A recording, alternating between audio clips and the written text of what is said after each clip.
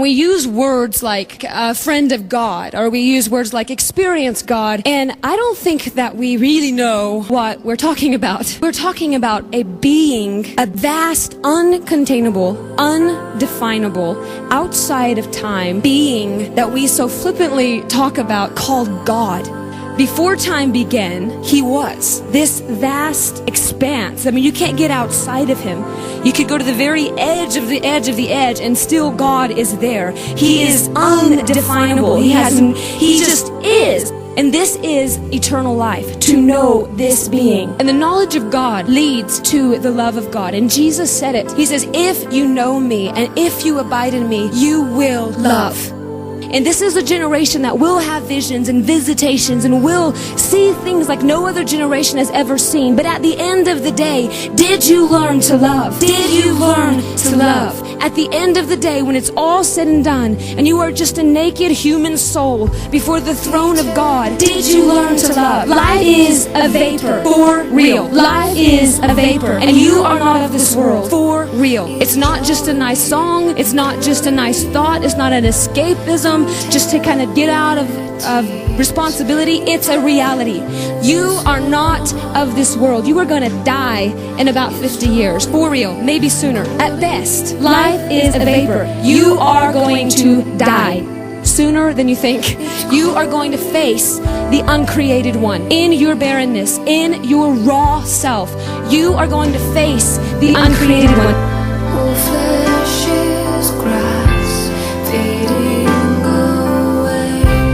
Only you last, only you remain.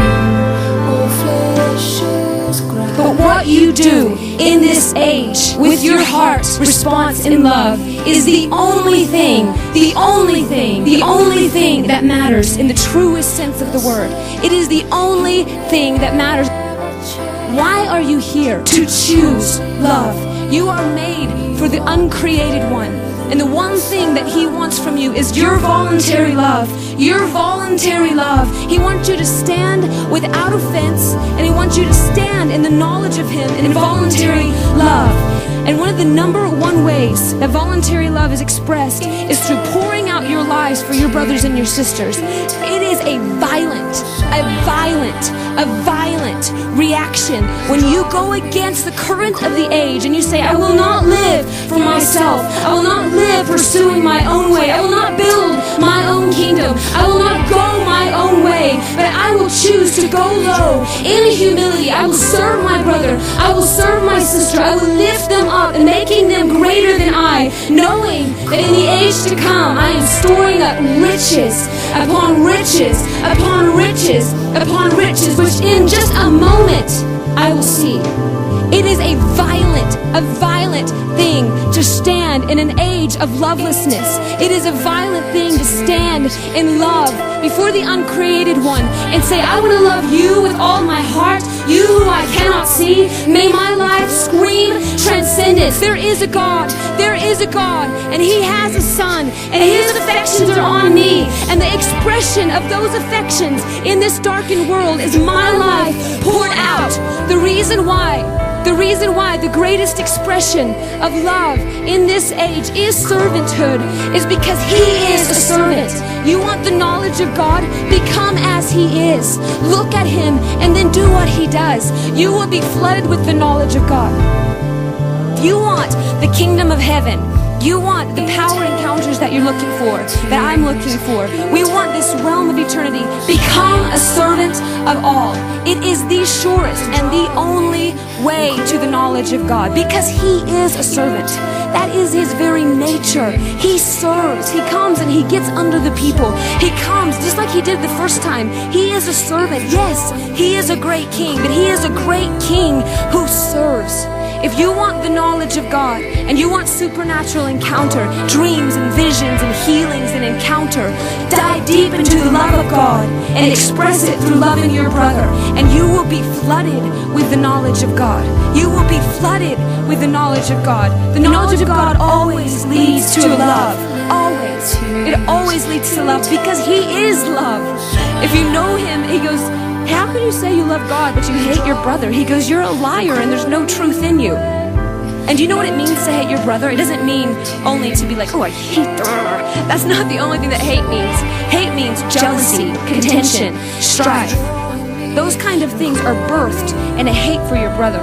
Those kind of things are what led, Cain to kill Abel. It was the jealousy and the contention and the strife that created a hate in his heart.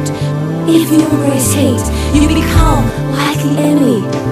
How many of you have read Matthew 5, 6, and 7, the Sermon on the Mount? Christianity 101. And he says, turn the other cheek. He says, love your neighbor. This is the way of the kingdom. Yes, we are going to do great exploits. Yes, we are a generation who will stand in a warring spirit. Yes, we are a generation who will lay hold of the things of God. But how will we do it? We will do it through the power of passion, through the power of love. It is violent. There's a great equalizer called eternity. And it doesn't matter what sphere you might have or what hand you've been dealt, so to speak. It doesn't matter what your circumstance is. If your parent, you have a horrible home life and you have all of these issues that you're trying to work through. Nobody's mentoring you. Nobody's going to bring you to the fullness of who you are. You have all of these things that you're facing and nobody's really there to help you. Those things are not going to limit you from being great in eternity. And you're going to die in a minute anyway. You may not have a great sphere in this life. You might and you might not. It doesn't really matter. But if you don't, you can be eternally wealthy. You can be eternally great. There is an invitation that the Lord wants to give you in this hour to set your heart on a pilgrimage, not of this world. Set your heart on a pilgrimage to be great in eternity. You are going to be there in just a moment. You are going to be there in just a moment. And what you have done in love and service is what is going to stand in that day. Give yourself to the heart of God with a violence. Give yourself to the love of God and to loving your brother and your sister. And I promise you, in just a moment, when we step over that line and we stand in eternity, your wisdom will be justified. Your wisdom will be justified. It is the only thing that stands. It is the only thing that stands. It's what's done under the sun that is vain. When you do things as an end in themselves, they end. The only thing that remains is what I do before the uncreated one. That's it. And are we a people who are willing to give everything to the fasted lifestyle, to Christianity? There's no other way to be a Christian. It's Matthew 5, 6, and 7. Jesus himself said it. It's not an alternative way. It's not only reserved for a few. Now what it looks like may look different for different people, but it's not an option. If you want to live as a Christian in your generation and you want to make a difference and you want to make an impact, Matthew 5, 6, and 7 is the only way to do it. It's servanthood and it's love. Because he is love and humility is his nature. You want the knowledge of God? Then embrace his nature. Embrace who he is. He said, this is how that you know that I am in you and you are in me. This is how you know. If you abide in me and I abide in you. If you abide in me, I abide in you. You will ask what you want and it will come to pass. But do you know how you know if you're in him? If you do his command. And you know what his command is? Love. And I think that the Lord is saying to this generation, die to yourself. Die to yourself that he could live. Die to yourself, and you are having a ministry. Your ministry is to lay down your life. Your ministry is to live not of this world. That you want to be an apostle, you want to be a prophet, you want to be a great man or woman of faith, lay down your life. Lay down your life. Die to yourself daily. Pick up your cross and follow him. Die to yourself through desire, and you will find a romance that will be awakened in your heart because you were made to live with something to die for. You were made to live for somebody else. I mean, have you ever, it's like romance. It's giving yourself to someone else. It's living totally other than, there is a passion inside of the human soul, and I think it's even unique in this generation that we want something to live for, to fight for, something to die for. This is it. Lay down your life. Lay down your life. Lay down your life. And you will enter into such a divine romance. You will enter into the power of God like you have not known. But only when he can trust you. When he can trust you is when you're walking in true humility. When we are walking as he walked in this life, not of this world. My heart set on a pilgrimage, not clinging to things, not grasping for the wind, not of this world, walking steadfast day by day by day, abiding in love, doing what He has commanded, living in an expression of His heart in this age. My ultimate destiny is to become one with the uncreated one. My ultimate destiny is to marry the Lamb, and I want to be equally yoked in that day. I want to be equally yoked in love, and to be equally yoked in love, I must be as He is, holy as He is, not of this world, not given to jealousies, to strife, and to contentions and the things that weigh us down, not the lust of the age, not of this world. It's all fading away anyway. It's all fading away. It's just a grasping after the wind, all of it.